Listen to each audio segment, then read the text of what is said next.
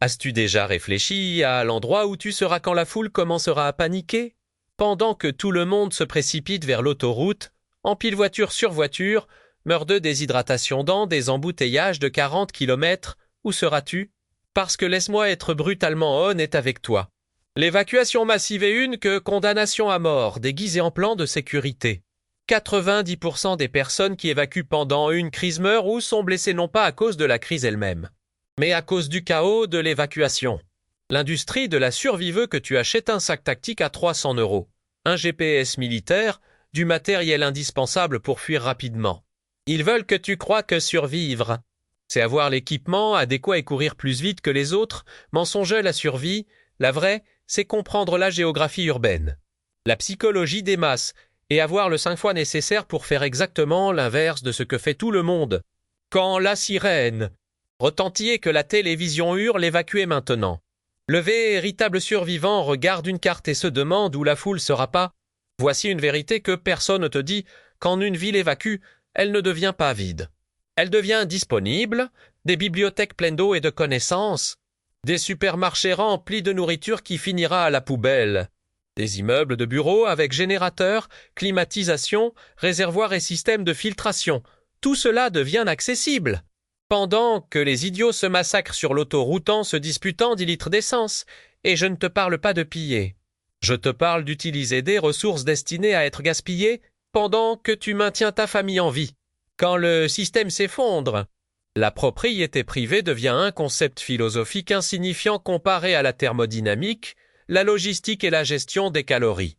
Si cela t'offense, c'est que tu n'as pas encore compris ce qu'est une crise réelle. Si tu veux entendre parler de la parfaite trousse d'évacuation ou de la petite maison à la campagne, il existe 1000 chaînes pour ça. Mais si tu veux comprendre comment survivent réellement les gens à Sarajevo, à Caracas, à Port-au-Prince, des endroits où évacuer signifiait mourir, alors écoute attentivement. Parce que la survie n'est pas une fuite. La survie, c'est le positionnement stratégique. Quand j'ai dit n'évacue pas, dis-moi ce que tu as ressenti, Pepper.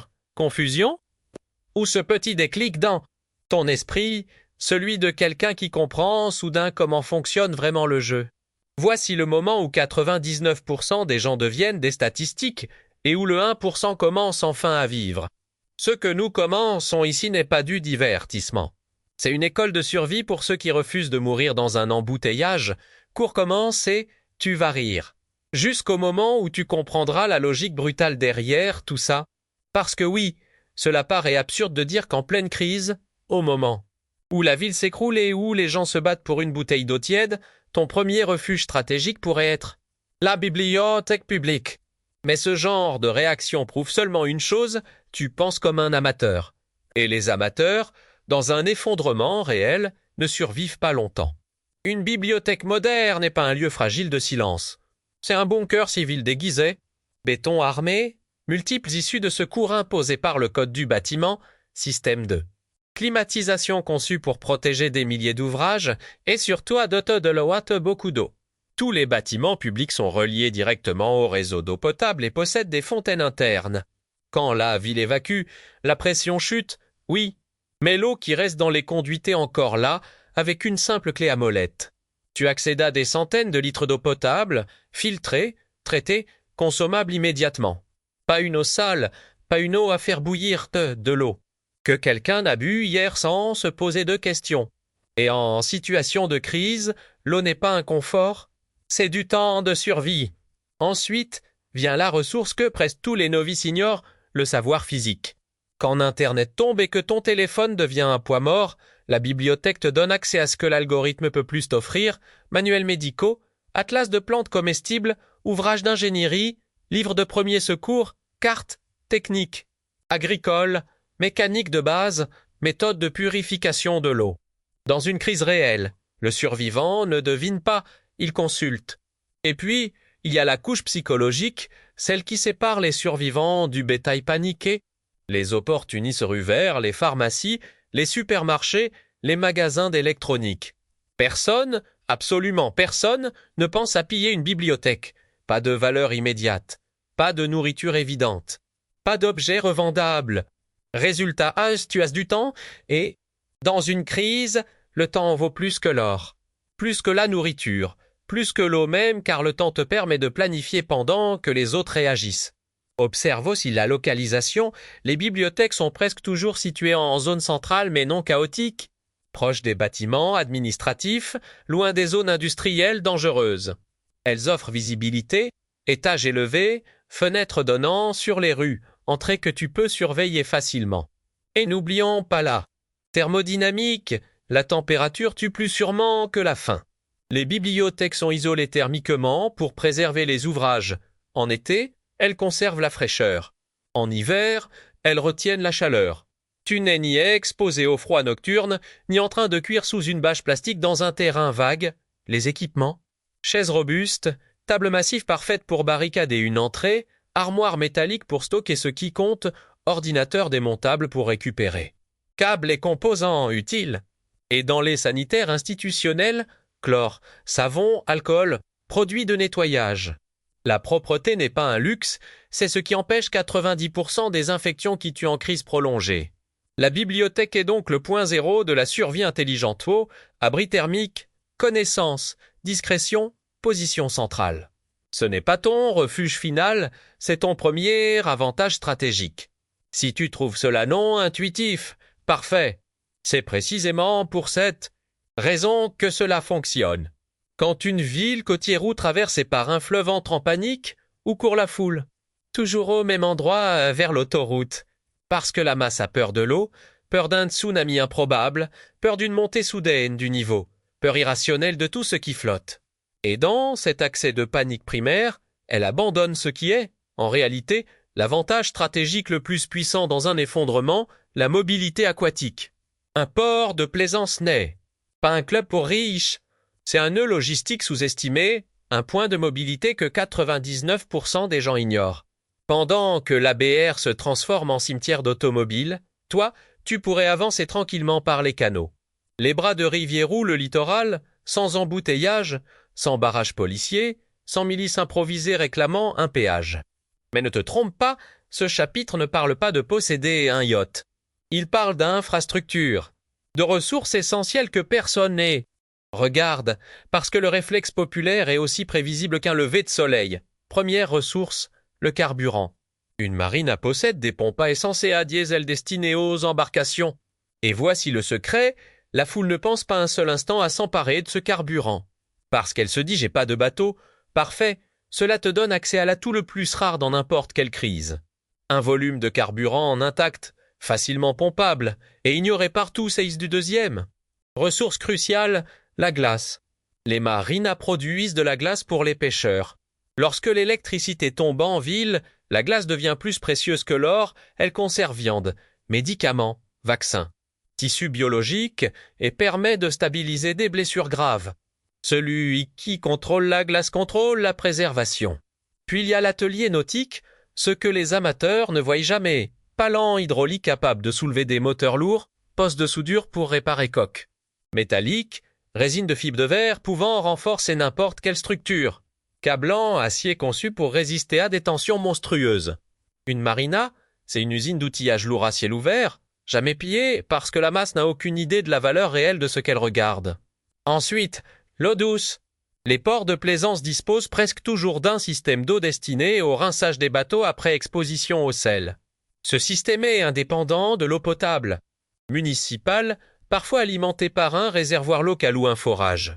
Cela signifie que tu peux te laver, nettoyer des plaies, maintenir ton hygiène, sans toucher à ta réserve d'eau potable.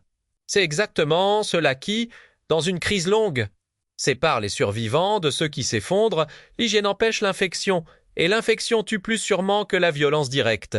Puis vient l'avantage tactique ultime, le périmètre naturel. Une marina est entourée d'eau sur 3 côtés, avec un seul accès terrestre. Tu peux surveiller cet accès d'un simple coup d'œil. Et si les choses tournent mal, tu n'es pas piégé, tu peux monter dans n'importe quel petit bateau, même un vieux Zodiac abandonné, et disparaître. Bien sûr, ce n'est pas parfait. Le soleil tape, le vent coupe, la pluie tombe sans obstacle. Tu devras improviser un abri avec les bâches qui s'entassent dans chaque dépôt nautique. Et si la crise implique contamination atmosphérique ou radiologique, un espace si exposé devient un danger mortel. Mais pour une crise civile, économique ou logistique, les avantages écrasent les inconvénients. Pendant que la foule brûle son énergie dans un embouteillage sans fin, tu avances, tu observes, tu décides. Parce que la marina n'est pas la destination. C'est la voie de sortie que les autres sont trop effrayés et pour voir, tu vas comprendre ici pourquoi la survie réelle n'a rien à voir avec les fantasmes hollywoodiens et tout à voir avec l'infrastructure que personne ne regarde, parce qu'il existe un lieu que la société entière a conditionné pour être organisé. Robuste, sûr, redondant, mais que personne considère comme un refuge en cas d'effondrement, les écoles et les universités. L'ironie atteint son sommet, le même endroit où l'on apprend aux enfants à évacuer calmement en file indienne devient soudain le meilleur endroit pour ne pas évacuer quand la vraie alarme retentit. Les infrastructures éducatives sont construites selon des normes sévères, souvent plus strictes que celles des bâtiments commerciaux. Première ressource vitale, la cuisine institutionnelle. Un collège, un lycée ou une université possèdent des cuisines capables de nourrir des centaines de personnes, réfrigérateurs industriels. Congélateurs massifs, fours à gaz, plaques de cuisson, réserves d'eau chaude. Dans leurs réserves, tu trouves ce que la plupart des familles n'ont jamais en volume, du riz, des pâtes, des lentilles, de l'huile, du sucre, stocké en sac de 20 ou 30 kg une. École n'achète jamais pour 4 personnes. Elle achète pour 200 et quand l'évacuation vide le bâtiment, ses stocks restent là, intacts. Deuxième ressource ignorée par presque tout, les sanitaires. Une école normale possède parfois 20 ou 30 cabines, chacune avec un réseau indépendant. Si un système se bouche, tu en as d'autres. Et, par règlement sanitaire, les établissements ont des réservoirs d'eau surélevés, parfois de 1000 à 2000 litres, permettant une autonomie de plusieurs jours quand le réseau principal tombe. Troisième ressource précieuse, l'infirmerie. Pas un hôpital, certes, mais infiniment mieux qu'une trousse tactique ridicule contenant 3 pansements et un garrot que tu ne sais pas utiliser. Tu y trouveras bandes, compresses, thermomètre, antiseptique, matériel de nettoyage de plaies. C'est suffisant pour maintenir un groupant état fonctionnel. Puis vient le cœur logistique, le gymnase couvert. Un espace énorme, ventilé naturellement par sa hauteur, dont l'acoustique t'avertit au moindre bruit inhabituel. Le sol en bois traité ne retient pas l'humidité, évitant moisissure, tout chronique, maladie respiratoire. C'est l'endroit parfait pour organiser rationnement, couchage, stockage et planification. Et bien sûr, la bibliothèque scolaire. Une version plus petite de la bibliothèque municipale, mais avec un avantage unique, les manuels. Les livres de chimie expliquent comment distiller l'eau. Ceux de biologie montrent quelles plantes sont toxiques, ceux de physique enseignent levier, poulies et construction simple. Les cartes de géographie donnent une lecture du terrain environnant. La connaissance appliquée, disponible sans Internet, te donne un avantage énorme. Les laboratoires, eux, sont un trésor et un bec Bensénin réchaud portable. Un bécher, un récipient de mesure. Une balance, précise dosage médical ou chimique. Un microscope diagnostic d'eau contaminée avant de la boire. Les écoles possèdent aussi des tableaux électriques accessibles, permettant d'isoler des circuits, d'optimiser l'énergie située à 5 petits générateurs. Et de nombreux campus universitaires disposent de générateurs de secours pour protéger leurs réfrigérateurs. À vaccins et leurs expériences sensibles, les murs sont ogeants, les portails sont solides. Les clôtures sont déjà installées. La sécurité physique fait partie du plan du lieu. Le seul inconvénient majeur, la visibilité. Une école, par nature, est un point de repère. Elle attire le regard. Si tu veux l'utiliser comme base, tu dois appliquer une discipline de lumière stricte, pas d'éclairage nocturne visible de l'extérieur, pas de bruit, pas de fumée épaisse. Une école n'est pas l'endroit où tu te caches. C'est l'endroit où tu tiens, où tu structures ton groupe, où tu gagnes des semaines de survie pendant que la ville brûle. C'est l'un des secrets les mieux gardés de la survie urbaine, les lieux conçus pour protéger des enfants protègent les adultes intelligents. C'est exactement ce que tu es en train de penser. Un supermarché, donc tu parles de pillage. Et en temps normal, tu aurais raison. Mais dans un effondrement réel, quand le magasin est fermé depuis 3 jours, que l'électricité est coupée, que le propriétaire est à 300 km et que ta fille pleure de faim, la morale devient un luxe réservé à ceux qui ont encore l'estomac plein. Voici la réalité brutale, la chaîne du froid tue plus de gens qu'un tremblement de terre. Quand l'électricité tombe! Tu as 12 à 24 heures avant que la réfrigération ne transforme la viande et les produits laitiers en incubateurs de bactéries. Après cette fenêtre, tout devient dangereux.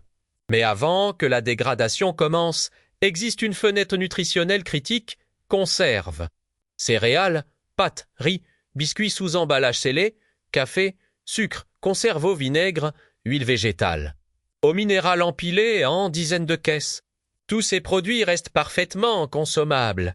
Pendant des mois, parfois des années. Dans une crise réelle, l'eau conditionnée devient trop lourde pour la foule paniquée. Personne ne veut porter 20 kilos en courant. Résultat, des piles entières restent intactes, ignorées. Et ce n'est que la surface. La section pharmacie d'un supermarché contient ce que presque aucune famille ne possède en quantité antalgique, anti-inflammatoire, antidiarrhéique, vitamines, antiacides, pansements, désinfectants. Pas des antibiotiques? Non. Mais tout ce qui permet à un être humain de rester fonctionnel, de marcher, de penser et de prendre des décisions vitales. Puis viennent les produits d'hygiène que tout le monde oublie dans la panique. Savon, dentifrice, papier toilette, serviette hygiénique, coucher, alcool, gel, détergent. L'hygiène n'est pas un confort. L'hygiène empêche les maladies, et les maladies tuent plus lentement, mais plus sûrement, que les armes. Ensuite, il y a les ustensiles casseroles, couteaux basiques, briquets, allumettes, bougies lamps pile. Le survivant du 1% ne cherche pas le matériel tactique parfait, il utilise ce qui fonctionne. Mais l'endroit le plus important n'est pas la zone de vente, c'est l'arrière-boutique. Le dépôt Apple là où se trouvent les palettes de denrées encore en carton. Le carton, c'est isolant, Material Deconstruction Combustible. Les palettes en bois deviennent barricades, planchers, combustible durable. Le système de réfrigération commerciale, s'il reste un peu fonctionnel, est un trésor d'ingénierie, compresseur, serpentin, gaz réfrigérant. Avec un petit générateur et un minimum de compétences, on peut réactiver partiellement une chambre froide. Et enfin, les caddies. Stupide en apparence, essentiel en pratique. Tu ne transporteras jamais 100 kilos de nourriture sur ton dos. Un caddie? Oui. Mais attention, le supermarché est le premier lieu que la foule attaque. Si tu arrives trop tôt, tu te retrouves face à la horde. Trop tard, il ne reste que des rayons vides, la fenêtre est étroite. La stratégie, non négociable. Un supermarché en zone résidentielle vaut toujours mieux qu'un hypermarché sur d'avenue principale. Moins de stock, oui, mais aussi moins de violence, moins d'attention, moins de concurrence. Dans un effondrement, un supermarché n'est pas un lieu de pillage. C'est un coffre-fort de calories, de médicaments et d'hygiène, ouvert seulement pour ceux qui arrivent avec précision, timing et sang-froid. Et comme toujours, la foule voit un magasin.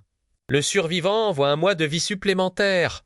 Dans une crise réelle, la majorité des gens se ruent vers les mêmes endroits, pharmacies, stations-service, supermarchés, hôpitaux. Mais il existe un type de bâtiment que presque personne ne considère, alors qu'il offre le temps.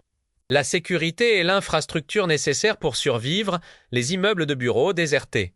Lorsqu'une crise frappe, les entreprises envoient leurs employés chez eux, fermant les portes, baissent les rideaux et disparaissent. Ces bâtiments deviennent alors des fantômes urbains totalement ignorés par les opportunistes. Pourquoi? Parce qu'ils n'ont ni nourriture évidente, ni alcool, ni objet de valeur immédiate. Justement, ce dont tu as besoin, l'invisibilité. La ressource la plus sous-estimée d'un immeuble de bureau est son infrastructure informatique. La salle des serveurs, par exemple, possédait un système de climatisation dédié, une isolation thermique exceptionnelle. Une porte renforcée, des batteries UPS no-break. Quand le serveur s'éteint, les batteries restent là, faites à du 12 volts DC prêt à alimenter l'emplate, radio, chargeur. Pas un générateur, certes, mais une réserve d'énergie que la plupart ignorent. Ensuite, il y a les espaces de cuisine micro-ondes réfrigérateurs, cafetières, armoires, eau filtrée. Parfois même de la nourriture oubliée. Pas de luxe, mais suffisamment pour maintenir un groupe en fonctionnement. Les sanitaires d'entreprise sont atouts énormes, propres, multiples, souvent équipés de douches pour les cadres qui s'entraînent avant le travail. Du papier toilettant rouleau industriel qui dure des semaines, du savon en quantité, des produits de nettoyage rangés dans des placards. Puis, la mobilier, chaise ergonomique confort vital pour dormir dans des positions non naturelles. Table de réunion parfaite pour barricader un accès, armoire métallique verrouillable Starbucks moquette isolation. Contre le froid au sol, store occultant contrôle de lumière pour ne pas être visible la nuit. Tout ce que possède un immeuble est fonctionnel, durable et discret. Les outils de bureau deviennent des outils de survie, grand trombone hameçon improvisé. Élastique garrot d'urgence. Ruban adhésif large bandage, compressif ou réparation structurelle, ciseaux découpe de tissu, agrafeuse industrielle fixation de matériaux. Et n'oublie pas le système anti-incendie, extincteur à dioxyde de carbone dans. Chaque couloir idéal pour éteindre un feu sans gaspiller d'eau. Bouche d'incendie reliée à des réservoirs pressurisés, outils de manipulation dans les coffrets. Tout est déjà là, il suffit de savoir l'utiliser. Vient ensuite un avantage que presque aucun autre lieu n'offre, la hauteur. Du 10 étages, tu peux voir fait les groupes en mouvement, la fumée d'un incendie, les véhicules qui approchent, les zones dangereuses. Tu observes le terrain sans t'exposer. Mais l'eau est la faiblesse principale. Les immeubles dépendent de pompes électriques pour amener l'eau aux étages supérieurs. Sans électricité, l'eau ne monte plus. La réserve du toit existe, oui, mais elle est limitée. Il te faudra descendre au reste d'Achausy pour puiser directement dans le réseau d'entretemps qu'il reste de la pression. Enfin, l'aspect psychologique, les centres d'affaires deviennent entièrement vides. Personne n'y habite. Personne n'y retourne. Des kilomètres carrés de zones urbaines désertes. Parfaite pour se dissimuler. Le survivant malin n'utilise pas un immeuble de bureau pour se cacher. Il l'utilise pour disparaître complètement des radars de la crise. Les foules cherchent ce qu'elles connaissent. Toi, tu cherches ce qu'elles ne voient même pas. C'est ça, l'invisibilité tactique. Dans une crise réelle, la plupart des gens pensent d'abord à la nourriture, à l'eau, au carburant. Ils oublient un lieu construit pour une mission que peu comprennent, réunir, protéger, accueillir. Les institutions, religieuses, églises, temples, mosquées, centres spirituels possèdent une infrastructure taillée pour la survie, sans même que leurs fidèles s'en rendent compte. Un lieu de culte est conçu pour recevoir des centaines de personnes en même temps. Cela signifie un hall principal immense, une acoustique qui amplifie le moindre bruit, une structure solide. Un éclairage souvent mine mais parfaitement réparti, des bancs, des chaises, des tables, un espace où. Organiser réserve, couchage, réunion. Et surtout, une cuisine communautaire. Ces cuisines servent des repas entiers pour des foules, four industriel, marmite de vin à 30 litres. Ustensiles en acier, réfrigérateurs, parfois même des congélateurs. Des stocks de nourriture non périssables issus de dons réguliers, riz, pâtes, huile, sucre, aliments secs. De quoi nourrir un groupe entier pendant des semaines. Les sanitaires sont adaptés aux fouleux, grandes cabines, accès pour. Personnes à mobilité réduite, rampes, robinets multiples. Un avantage énorme si tu as des enfants, des personnes âgées ou des blessés.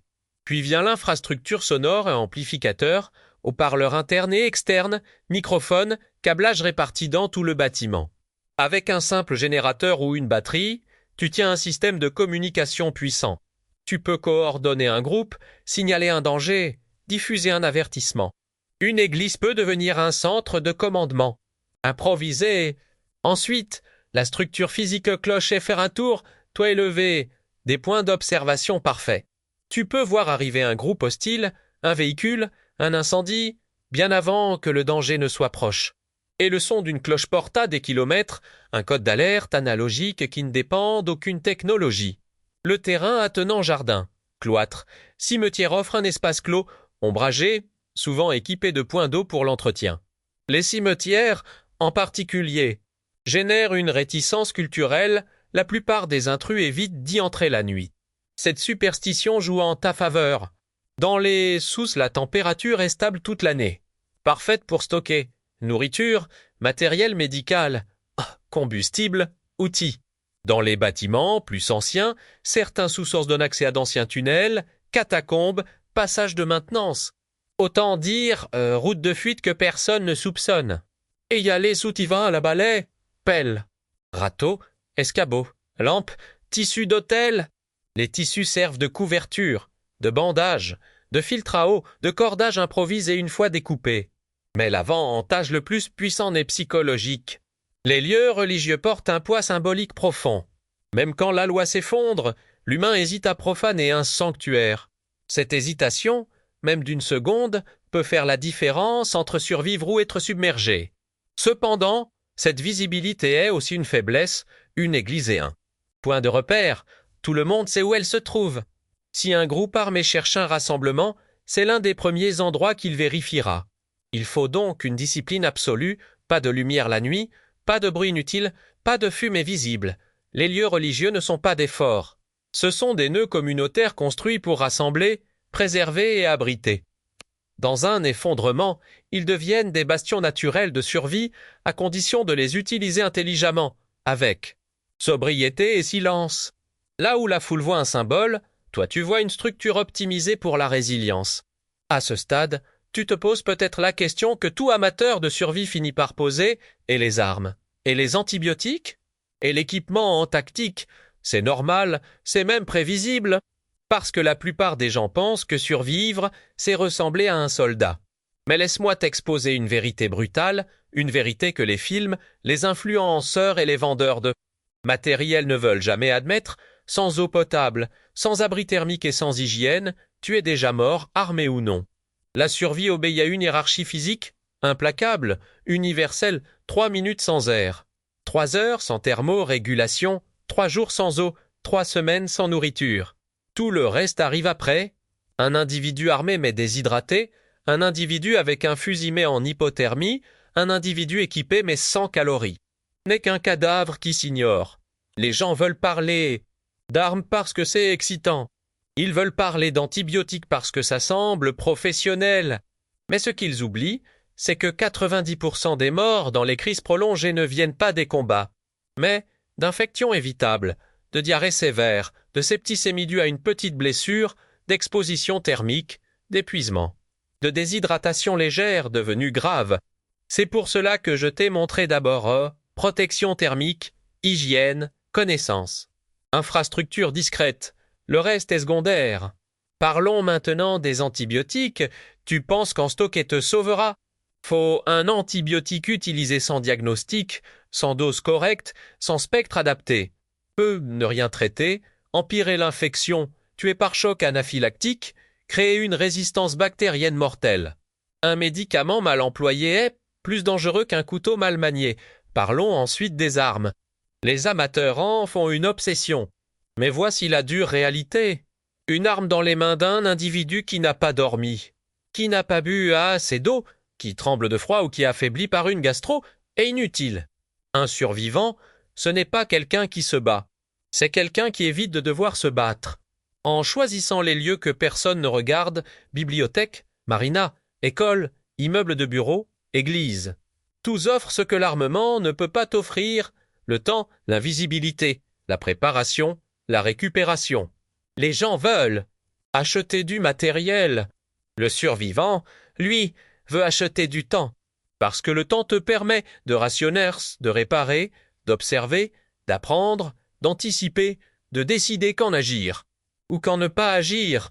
Dans une crise, la personne qui gagne n'est pas celle qui a la plus belle arme.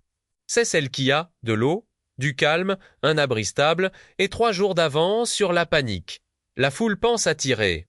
Le survivant pense à respirer, s'hydrater, se protéger, analyser. Tout ce qui vient. Après stratégie, mais ce qui vient avant les fondamentaux physiques et non négociables. Si tu veux survivre, commence par là, pas par le fantasme réconfortant du héros armé. Commence par la seule chose qui sauve vraiment, la hiérarchie que la nature impose et que personne ne peut contourner. À ce stade, tu connais déjà les 6 lieux qui se transforment, en pleine crise, de propriété privée en forteresse urbaine disponible. Mais connaître ne suffit pas. Tout le monde sait des choses. Seul un survivant fait ce que les autres ne feront jamais, préparer le terrain avant que le chaos n'arrive. Voici l'erreur fatale de 99% des gens. Ils pensent qu'ils auront le temps d'analyser quand la sirène retentira, quand les informations commenceront à circuler, quand la foule commencera à courir. La vérité, à ce moment-là, c'est déjà trop tard. La panique dévore toute lucidité, la peur efface la logique. La foule écrase les choix individuels. C'est pourquoi tu dois faire le travail maintenant, tant que le monde ressemble encore à quelque chose d'ordinaire. Ta première tâche concrète est simple, mais personne ne l'a fait, ouvre une carte. Google Maps, papier, n'importe quoi. Et marque immédiatement les 6 types d'emplacements dans un rayon que tu peux atteindre à pied, la bibliothèque la plus proche. Le port de Plaisance ou la marina s'il y en a une dans les 50 kilomètres. L'école municipale ou le campus du quartier. Le supermarché qui n'est pas sur une avenue.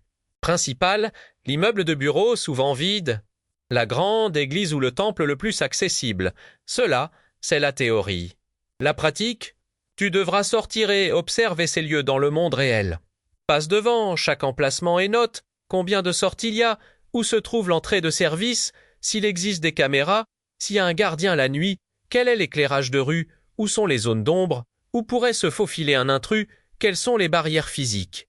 Comment on pourrait fortifier l'accès, comment s'échapper rapidement si nécessaire. Tu ne vas rien forcer, rien violer, rien franchir. Tu vas simplement regarder, analyser, comprendre. Exactement comme le ferait quelqu'un qui refuse de mourir étouffé dans un embouteillage de panique. Et c'est ici que la réalité se sépare du fantasme. La plupart des gens aiment consommer des vidéos de survie. Ils les trouvent intéressantes, fascinantes, parfois effrayantes. Puis les referment et retournent à leur routine, comme si un effondrement attendait poliment leur disponibilité.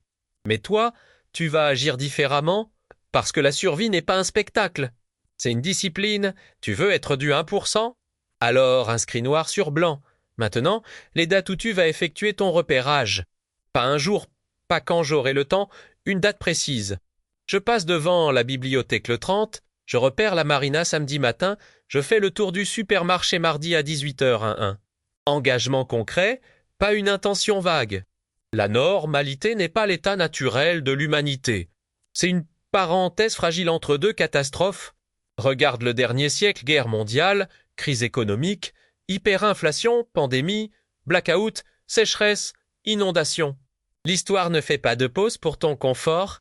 Le travail que tu fais aujourd'hui cartographier, observer, anticiper détermine-si.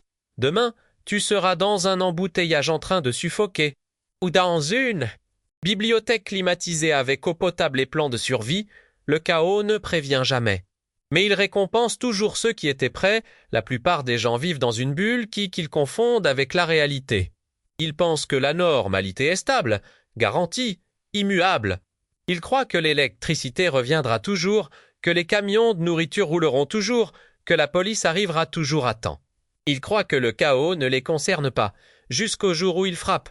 Et le chaos frappe toujours. Regarde les 100 dernières années que j'aguerre, pandémie, effondrement économique, dictature, hyperinflation, pénurie, catastrophe naturelle. Ce n'est pas exceptionnel, c'est le rythme naturel de l'histoire humaine.